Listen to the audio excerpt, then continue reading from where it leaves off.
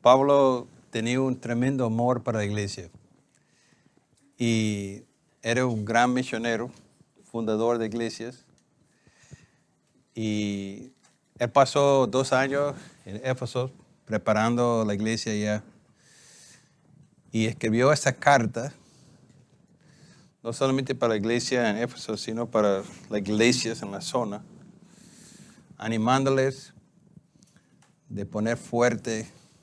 Y realmente en el libro de Efesios pudimos ver el deseo y el amor, preocupación de Pablo para la unidad en la iglesia. Él quiere comunicar a la iglesia que había fundado, a la iglesia que venía a ser fundado, cuál importante es su obra en el mundo. Entonces yo estoy maravillado de este libro de Efesios. Tan bonito es que Pablo lo escribió en la cárcel. Entonces, muchas veces cuando tenemos problemas, nuestra oración es, Señor, líbreme de este problema. ¿Cambiamos? Ok, entonces Pablo, en vez de quejarse de su situación, pensaba en algo más importante de las circunstancias físicas, sino el estado espiritual de la iglesia. Y él entendió y hemos tocado que él está conforme de estar en la cárcel porque dio una oportunidad para pensar bien cuál es el mensaje que Dios tenía para la iglesia. Entonces, hoy el título está la oración de Pablo para la iglesia. Y es algo sencillo, pero algo muy profundo. Y cantamos la canción, Ven a mi corazón, a Cristo. Y está escuchando esto, eso es lo que Pablo está diciendo. Él está orando para la iglesia, porque lo que él quería es que Jesucristo habitaba en los corazones de todos los miembros de la iglesia. Entonces esa canción era muy buena para la prédica de hoy. Entonces Pablo, en el libro de Efesios encontramos 2 oraciones. En capítulo 1, versículo 18, él está pidiendo al Señor que ayude a la iglesia a entender todas las bendiciones que hay para ella. Ver lo que dice el versículo 18. Pido también que le sean iluminados los ojos del corazón para que sepa a qué esperanza Él los ha llamado, cuál es la riqueza de la gloria herencia entre los santos. Entonces Pablo está diciendo, Señor, mire, ayúdame que tu Espíritu Santo ilumina la iglesia para que puedan realmente entender la belleza, las riquezas, la gloria herencia que hay. Porque a veces actuamos como somos pobres, que no tenemos nada, pero Pablo quiere que la iglesia entienda las riquezas que tenemos en nuestro Señor Jesucristo. Entonces, en el capítulo 3, vemos la oración de Pablo para la iglesia, que vamos a tocar hoy. Y él está orando. En tu oración está diciendo, Señor, quiero que la iglesia tenga un experimento de tu presencia. Entonces, él en su oración te va a ver 3 cosas, pero realmente su enfoque es que la iglesia necesitaba tener un encuentro y tener un tiempo gozoso con Cristo. Entonces, en el capítulo 3 comienza a predicar y vemos que dice, por esta razón, Pablo, prisionero de ustedes a los gentiles, me doble la oración. Entonces comienza a orar y después como que se ponga unos paréntesis. Y de versículo 2 a versículo 13, como Pablo introduce unos paréntesis antes de dar fuerte a su oración. Es interesante que en este paréntesis, Pablo se comparte algo que él, siendo apóstol de Jesucristo, tenía el privilegio de compartir el mundo. Él dice en esa primera parte del capítulo 3 que lo que hay del misterio de Jesucristo estaba escondido en todo el tiempo pasado, pero ahora está siendo revelado. Y el misterio de Jesucristo es que Cristo, a través de lo que ha hecho en el cruz del Calvario, está uniendo el mundo. Está juntando los judíos o los gentiles para ser una sola iglesia. Y ve lo que dice al final del capítulo 2. Dice que, y él también, ustedes, son edificados juntamente para ser morada de Dios por su Espíritu. Entonces Pablo está diciendo a la iglesia, mire, vosotros, la iglesia, es una morada donde está Dios. Dios está en la iglesia, no en un edificio, sino donde 2 o 3 personas están reunidas. Aquí está Cristo, aquí está Dios en medio de ellos.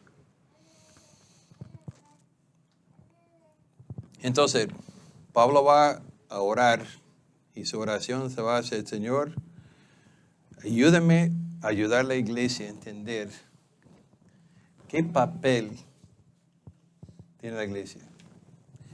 Y versículo 10, en capítulo 3, habla que la iglesia es la obra más bella de Jesucristo.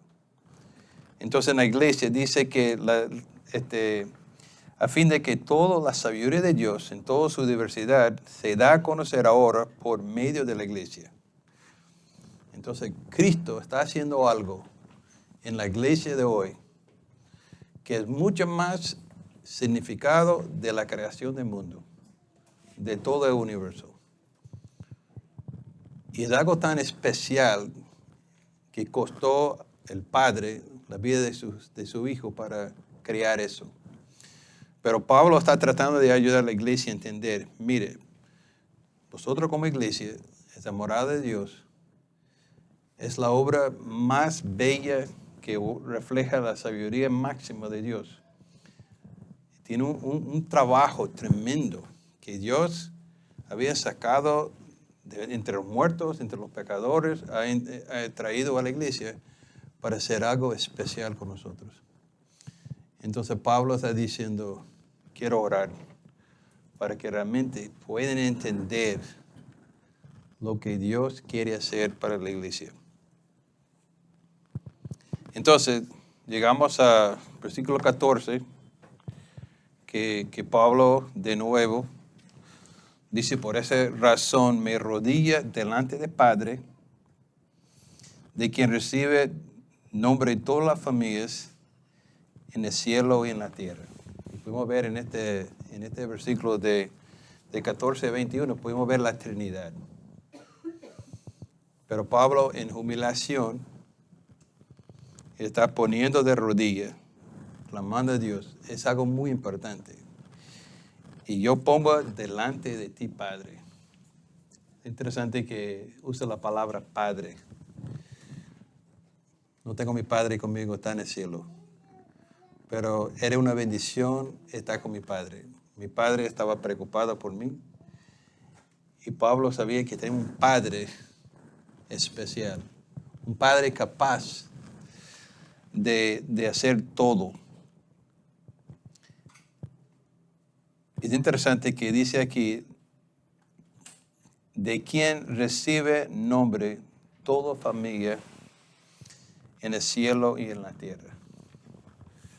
Es interesante que aquí dice, no dice todas familias, sino dice que toda la familia. Entonces somos una familia. Interesante que dice toda la familia en el sepulcro en la tierra, ¿verdad? ¿Qué dice? Alguien está escuchando. Desde el cielo y en la tierra. Entonces creo que Pablo está diciendo, todos que han nacido de nuevo son parte de la familia. El hecho que Pablo nos dijo en el sepulcro quiere decir que cuando nosotros morimos, estamos en el cielo con Cristo. Algunos pensaban que cuando uno muere, se queda dormido en la tumba. Pero Pablo dijo, ausente de ese cuerpo, estoy en el cielo. Entonces Pablo está diciendo que pertenecemos a una familia buenísima. Una sola familia. Una familia en el cielo y también una familia aquí en la tierra. Ahora, yo quiero compartir algo de mi historia. De esa palabra familia. Entonces yo voy a decirlo porque creo que nos van a entender hacia dónde va Pablo con este pasaje. Yo conozco y he estado en 15 iglesias en mis 66 años de vida. Algunos era nada más participante y algunos yo era miembros. Pero yo quiero compartir la experiencia en mi primera iglesia porque yo sentí que de verdad estaba en familia. Yo nací en Pakistán y en Pakistán, en el tiempo que yo nací, estaba trabajando muchos misioneros, pero quiero ir un poquito antes de explicar lo que estaba pasando, que da un poco trasfondo de mi primera iglesia. Inglaterra quería extender su reino y necesitaba productos para sus fábricas. Entonces, en la India había mucho algodón. Entonces, en 1757 comenzó a enviar gente a la India para exportar algodón a Inglaterra para hacer ropa. Entonces, fue un tremendo negocio. Entonces, Inglaterra, que controlaba mucho del mundo en aquel tiempo, necesitaba tener policía, gente para cuidando los productos que enviaba a Inglaterra. Entonces, mandó militares, gente de comercio. Entonces, en 1757 comenzó a sacar algodón de la India. Y después de 100 años, había mucho gente de Inglaterra viviendo toda parte de la India. Y había una guerra en 1857 y Inglaterra ganó la guerra y tomó control de toda la India. Entonces, en 1857 ya Inglaterra controlaba toda la India. Es interesante que teniendo militares aquí, negocios de allá, comenzó a construir iglesias anglicanas en toda la India. Bueno, quizás no me interesa a ti tanto, pero a mí me gustó porque ahí en esta iglesia anglicana es donde fue mi primera iglesia. En 1947 Inglaterra dio libertad a la India y llegó a ser un país solo.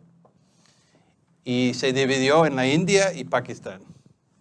Entonces todos los musulmanes se fueron a Pakistán y los hindúes quedó en la India. 1947.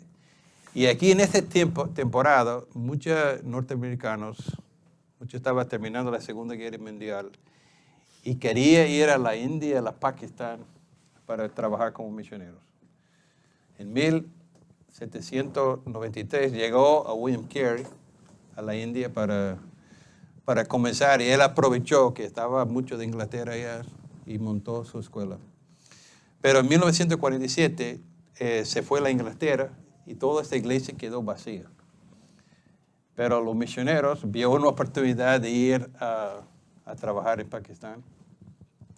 Entonces quiero mostrarles fotos de mi primera iglesia. Se llama la Iglesia Santa de la Trinidad. Fue construido en 1857. Y esta fue para mí una iglesia espectacular. Y voy a decir por qué. Yo sentí que estaba en el cielo. Ahora, banda siguiente. Así era la iglesia cuando yo tenía 6 años. Y mi papá era músico. Entonces mi papá subía a la iglesia los sábados para practicar el órgano. Y yo, mientras mi papá estaba tocando este órgano, yo di vuelta por toda la iglesia, descubriendo cosas escondidas. Y no sé si vio, pero un torre. Yo sabía cómo subir a la torre. Y bueno, a mí me encantaba escuchar a mi papá tocar ese piano. Pero hay una cosa interesante de esa iglesia. En esta iglesia, y trata de imaginar eso, había 70 misioneros que estaban trabajando en Pakistán. En la temporada de vacaciones, todos subieron a Muri, porque ahí estaba como la Florida de Pakistán. Entonces había todos los chalets de los británicos. Entonces todos los misioneros se subían a Muri. Llamaron Muri porque decía que enterraron la mamá de Jesús, Mary, allá en este pueblo. Yo siempre pensaba, ¿cómo pudiera ser que ellos pensaban eso? Pero, ok. Yo estoy diciendo todo eso porque en esta iglesia, cuando yo nací, a los 6 años, estaba lleno de 70 familias, misioneros, y uno de ellos tenía 3 o 4 hijos. Entonces tú puedes imaginar una iglesia llena de misioneros. Entonces, para mí esa es la iglesia. Entonces, a los domingos, todo estaba clamando al Señor, la salvación de la Pakistán. Cuando había reuniones de oración, todo estaba presente. Y yo tenía en mi mente en concepto que la iglesia estaba lleno de misioneros dando 100% a la obra del Señor. Entonces, esa es lo que era mi imagen, ¿no? Cuando tenía 8 años, yo fui a Estados Unidos. Y yo encontré que había iglesia bautista, iglesia presbiteriana, iglesia luterana, iglesia independiente. Estaba casi vacío. Y yo digo, eso no está como la iglesia debe funcionar. La iglesia debe ser lleno, todo trabajando, todo orando, luchando para la obra del Señor. Y yo recuerdo, siendo niño, yo sentí decepcionado. Yo digo que esa es la iglesia de verdad. Y esto es lo que está en Estados Unidos. La gente, bueno, quizá una vez por año la iglesia ponía full, pero el resto del tiempo la gente andaba a su cosa. Ahora, ¿por qué quiero decir eso?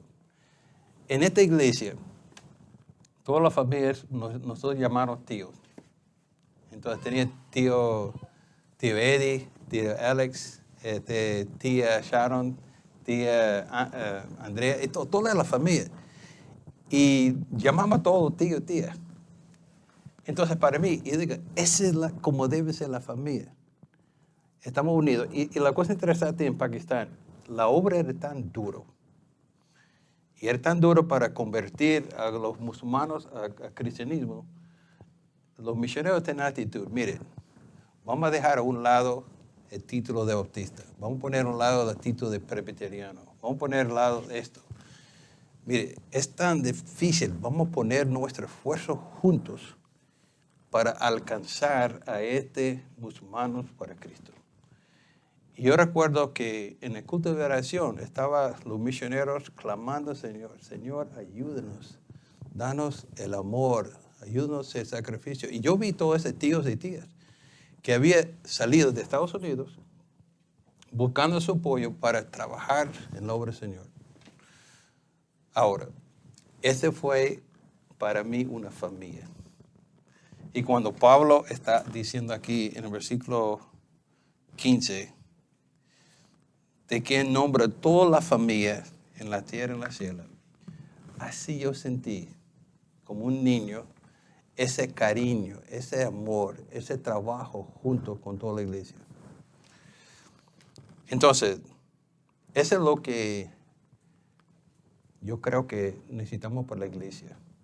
Es tener este ánimo, que la iglesia, la obra del Señor es para todos, no solamente para el pastor.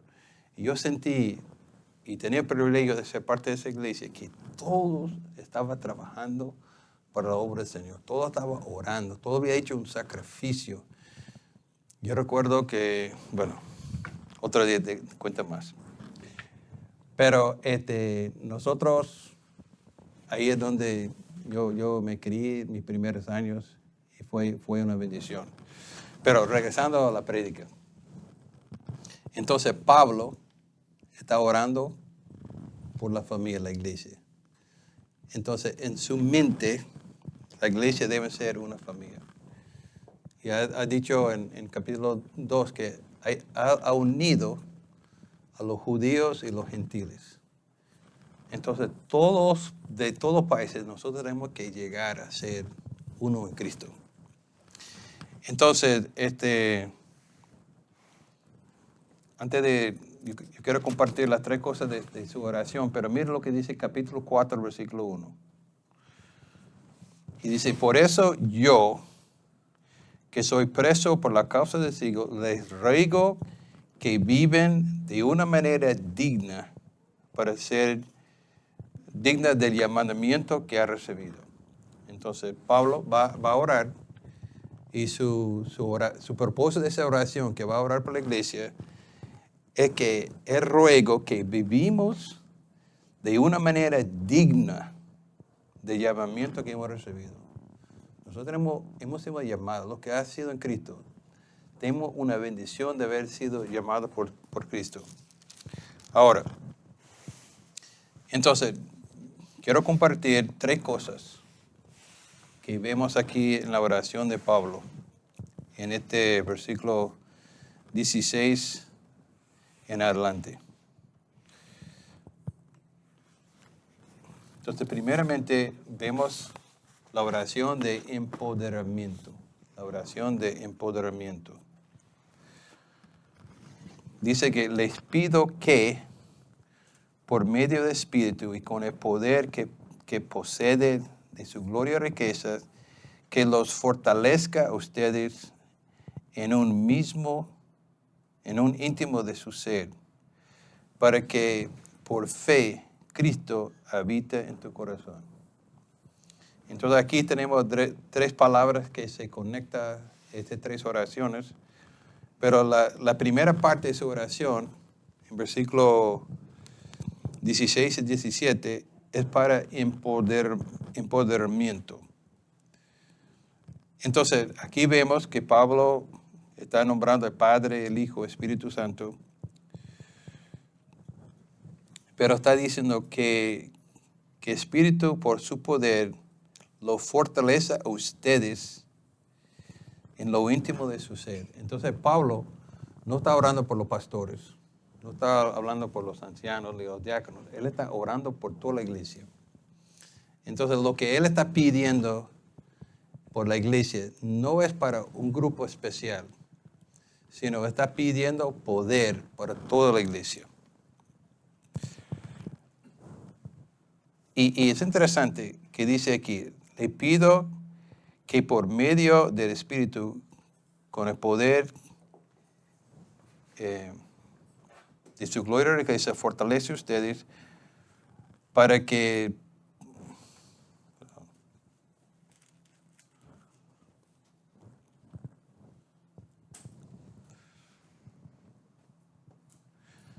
para conceder de ustedes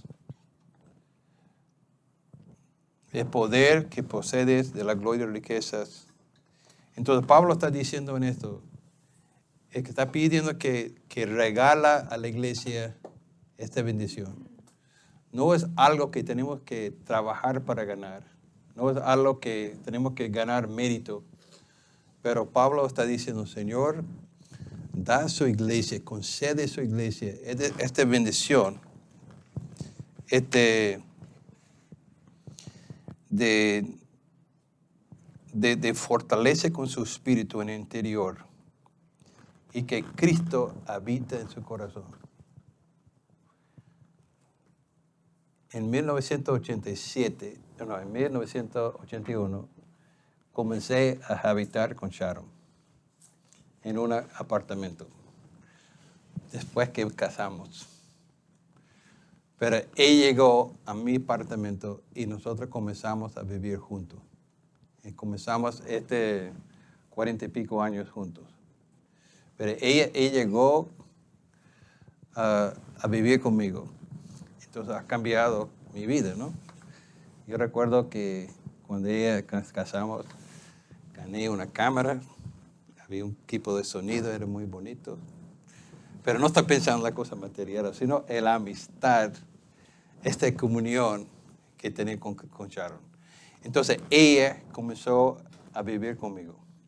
Habitamos juntos.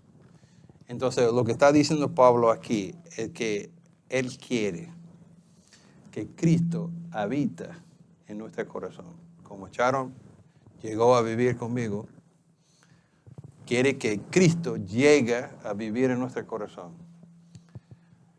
Entonces, ¿cómo es que Cristo llega a vivir en nuestro corazón? Cuando Cristo está viviendo en nuestro corazón, el corazón es lo que controla todo nuestro ser. En el corazón es donde tomamos todas las decisiones.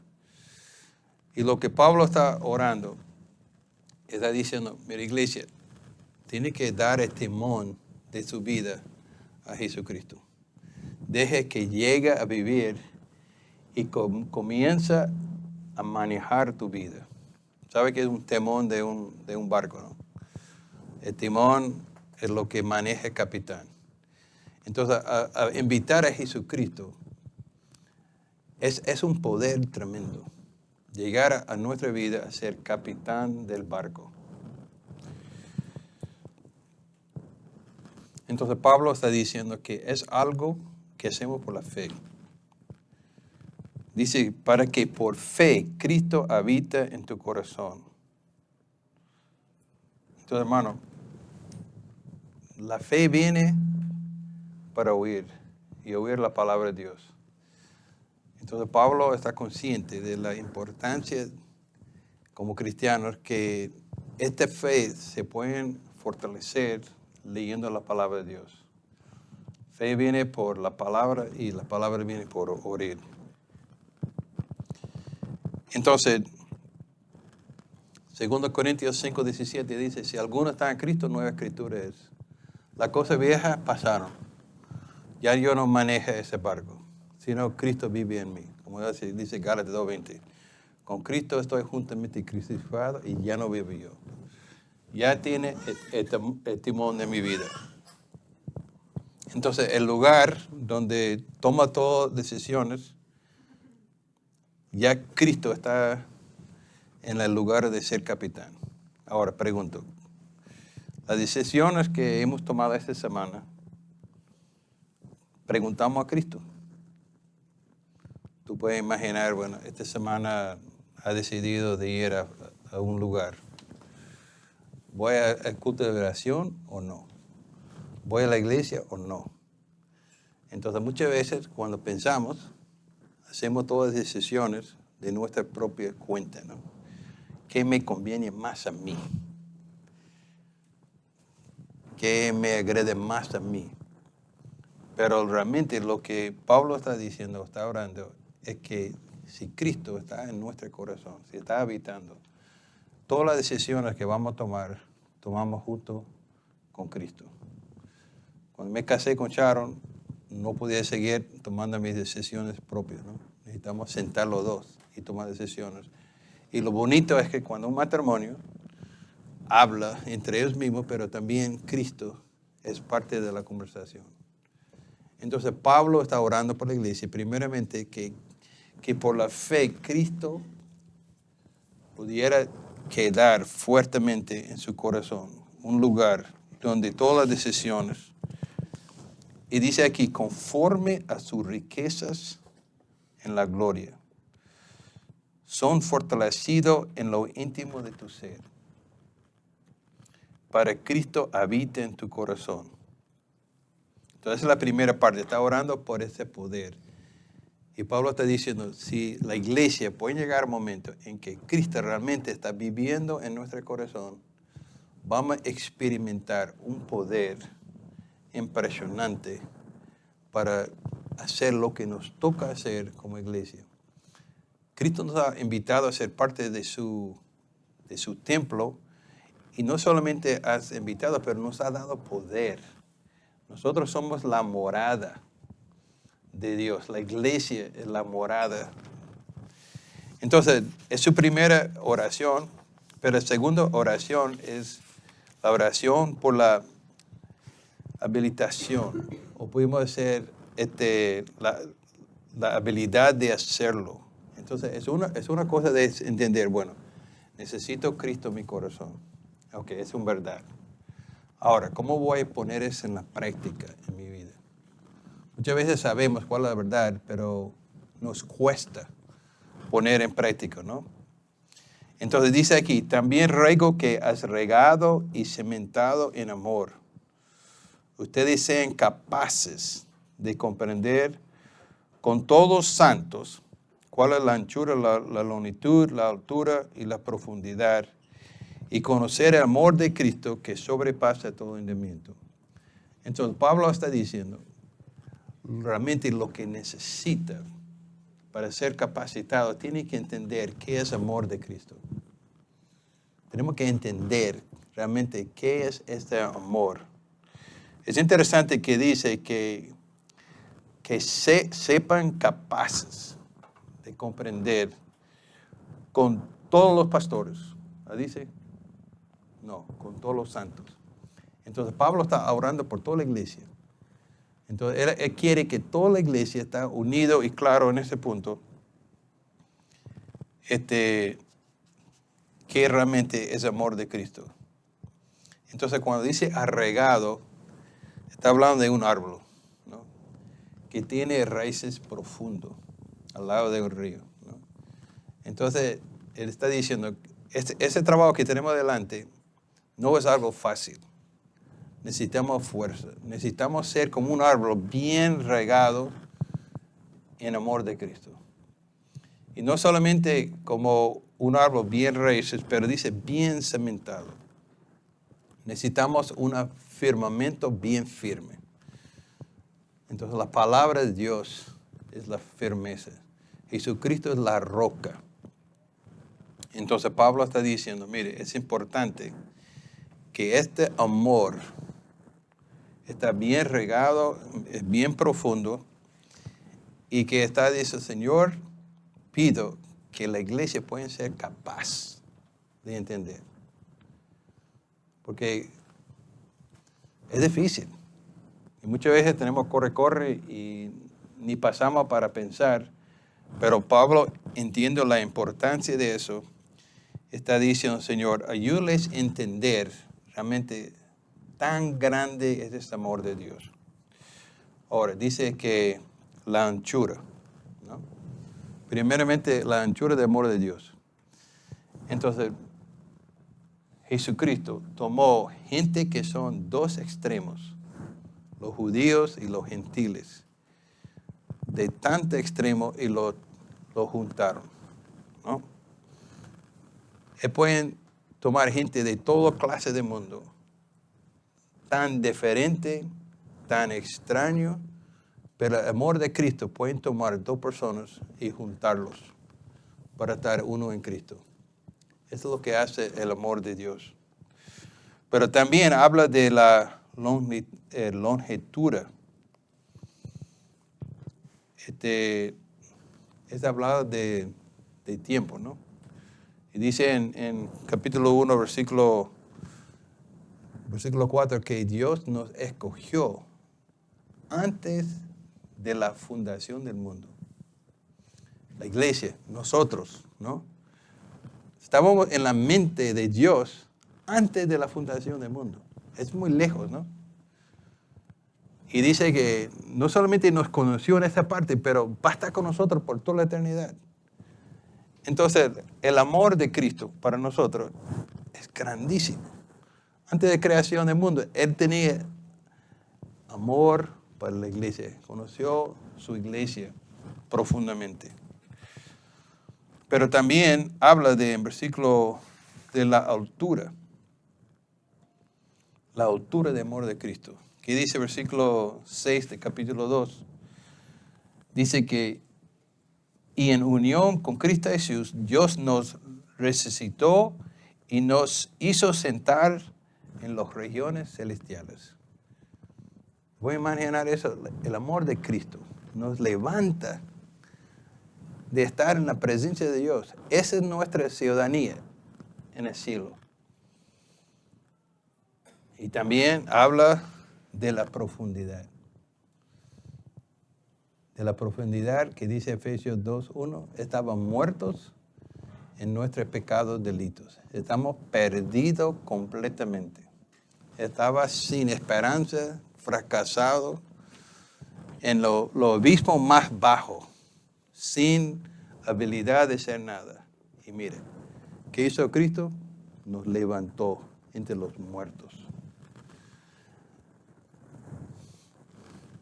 Dice, la anchura, longitud, la altura, la profundidad. Pablo está tratando de ayudarnos a entender el amor de Cristo, que es grandísimo, ¿no? Pero mira lo que dice. A conocer el amor de Cristo que sobrepase conocimiento. Dice que, lo siento, pero ese amor es tan grande que tú no puedes entender tan grande que es. Fíjese, ¿no está bonito? Está explicando un poquito qué grande es ese amor. Y Pablo dice, bueno, Señor, ayúdales a entender que pudimos seguir pensando, pero no pudimos llegar a entender ese amor que Dios tiene para nosotros. Y ese amor es realmente lo que nos da la fuerza. Nos ayuda a entender que estamos llamados a una obra, estamos parte de su iglesia. Y junto en este trabajo, Cristo nos ama. Y ha demostrado tanto que nos ama.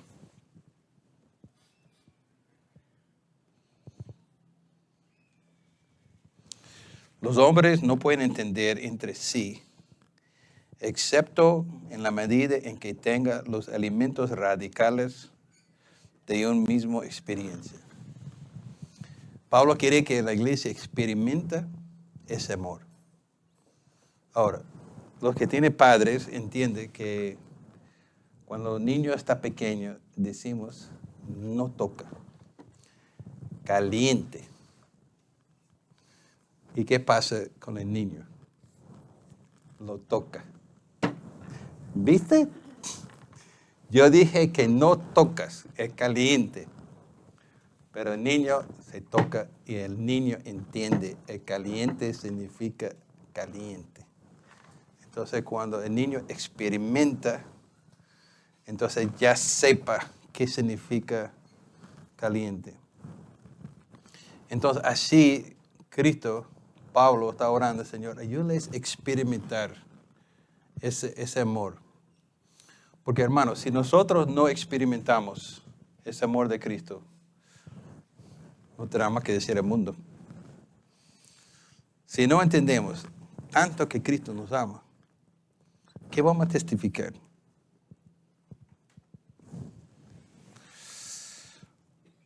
Dice, el amor que Cristo que sobrepase todo conocimiento. Ese quiere decir, no pueden entender. Ahora, ¿cuántos de los hombres aquí dicen que mi esposa es incomprensible? No dice eso. Alex no dice. Pero no pensaba que a veces que nuestras mujeres son tan complicadas que pensamos que sabemos cómo es, pero realmente después aprendimos que no.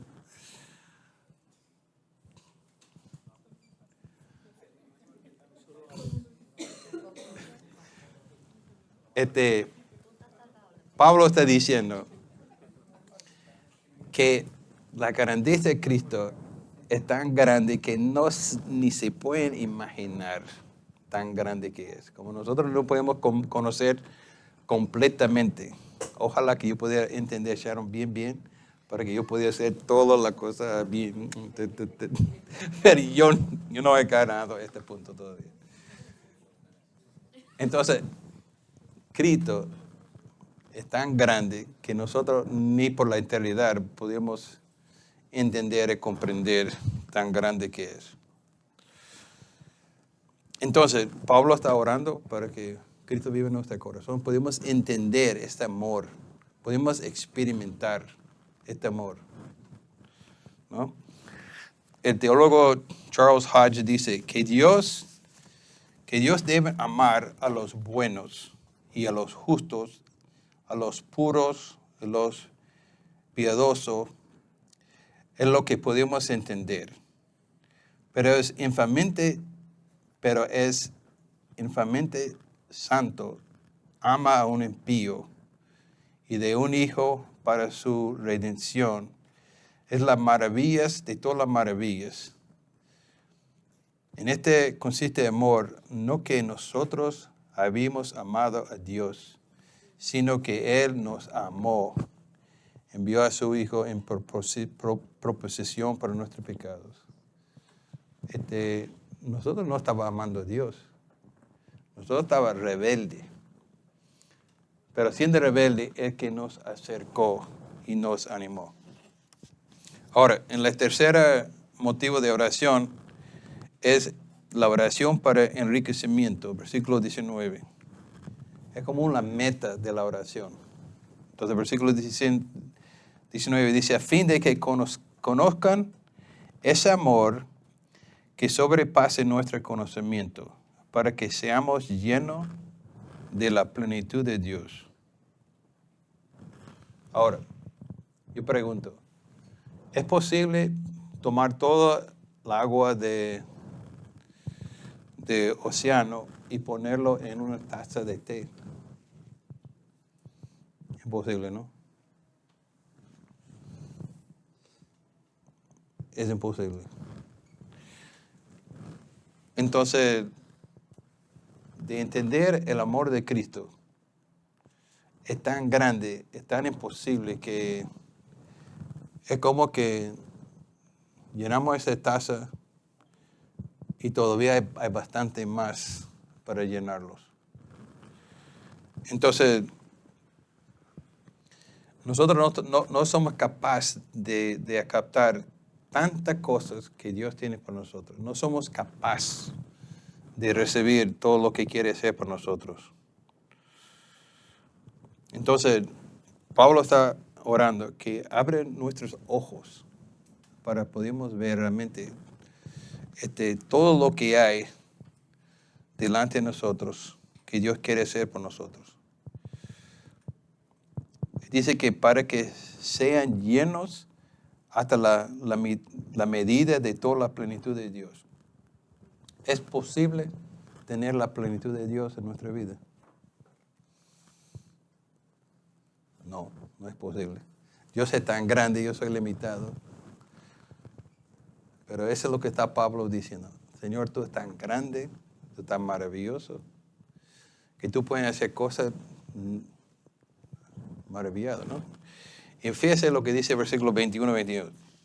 Aquel que es poderoso para hacer todos mucho más abundante de lo que pedimos o entendemos, según el poder que actúa en el pastor de la iglesia. ¿Lo dice así? Así es poder que opera en nosotros, ¿no? Ese poder, en lo que está Pablo, está operando en todos nosotros. Yo soy capaz de ser mucho más de lo que pudimos imaginar, a pensar. Un autor que hizo comentarios sobre este versículo, Arthur Person, dio 7 observaciones de últimos dos versículos. Él dije, en primer lugar, Dios puede hacer primeramente lo que pedimos.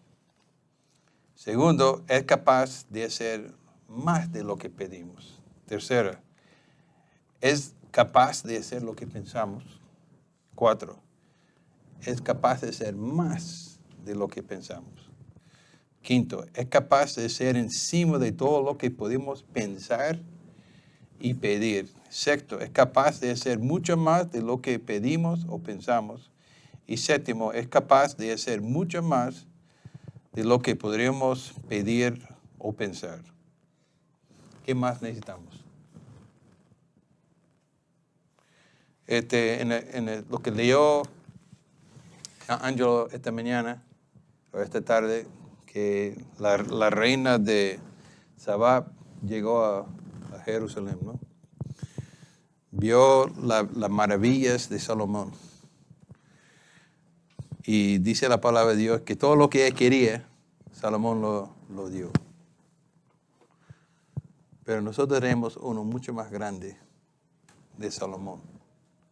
Tenemos a Jesucristo, capaz de darnos muchísimas más de lo que Salomón pudiera dar a esta reina. Entonces tenemos ese poder operando en nosotros. Entonces Pablo estaba animado, quería que la iglesia entienda realmente la bendición que tenemos, que Cristo desea habitar en nuestro corazón. Cristo quiere que nuestro entendimiento crece para entender realmente todo lo que Él tiene para nosotros, todas las bendiciones. Y Dios tenía un plan maravilloso para la iglesia. Y dice que los ángeles en el cielo están maravillados lo que Cristo está haciendo con la iglesia. Y nosotros tenemos el privilegio de ser parte de esa bendición. Y capítulo 4, versículo 1 dice, por eso estoy preso por la causa de Jesucristo. Les ruego que viven de manera digna de su llamamiento que ha recibido. Entonces, esa es la primera parte de la prédica. Ahora, vamos a hacer algo muy diferente. Y vamos a hacer evaluación de cómo estamos portando nosotros como iglesia. Si lo que Pablo está diciendo es correcto, que Dios quiere hacer cosas mucho más grandes de lo que nosotros podemos pensar e imaginar. Queremos hacer algo especial y hacer alguna serie de preguntas a la iglesia a preguntar, ¿cómo vamos? ¿Estamos cumpliendo con eso? ¿Cómo está echando para adelante? Entonces yo quiero animarles. Si necesita salir, bueno, tiene permiso. Pero ojalá que todos puedan quedarse. Porque la segunda parte creo que va a ser una gran bendición también. Vamos a orar. Señor, damos gracias por Pablo y todas las maravillas que ha revelado a Pablo. Y Señor, nosotros tenemos el privilegio de escuchar su palabra. Pero algunos de nosotros seguimos resistiendo tu labor en nuestra vida. Y oramos, Señor, que tú puedes seguir tocando nuestros corazones, demostrándonos la maravilla, bendición de ser parte de su iglesia. Todavía muchos están muy contentos de estar en este mundo, de tener su propio reino y hacer su cosa a su estilo. Pero, Señor, tú has invitado, tú has pagado el precio para darnos la oportunidad de ser parte de su reino para la eternidad. Y gracias, Señor, que tu amor para nosotros es tan profundo que no podemos entender. Y amando a nosotros, Señor, tanto, sabemos que tú eres capaz de proveer todo lo que necesitamos el año que viene para llevar a cabo la obra que tú tienes para nosotros en Madrid. Entonces damos toda la gloria por lo que tú has hecho este año pasado. Ahora pido que nos dirige en esa segunda parte de la prédica donde evaluamos, que sea glorificado y abre nuestros ojos, Señor, para realmente ver la belleza que tenemos de ser parte de su iglesia. En nombre de Jesús te lo pido. Amén.